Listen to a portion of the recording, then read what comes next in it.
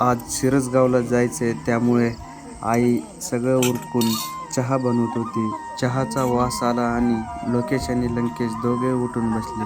वस्ती लांब असल्यामुळे आई वडील लवकर निघून गेले.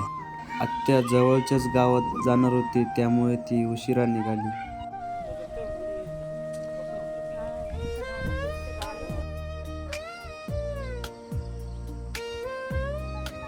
आज दुपारी लवकरच आत्या घरी आली. मुकेश त्यांच्या मदतीला गेला आणि टोपली घेऊन आला. आत्यानं लोकेश लंकेशसाठी कवटं आणली.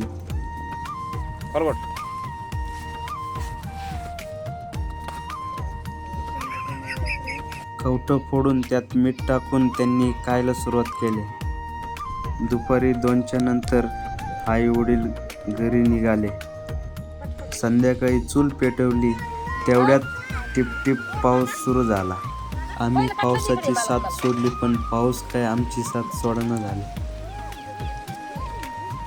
पावसानं मस्त त्रास दिला, पण नंतर असे सुंदर दृश्य पण दाखवले. चला तर मग भेटूया पुढच्या व्हिडिओमध्ये. आजच्या दिवसासाठी एवढंच.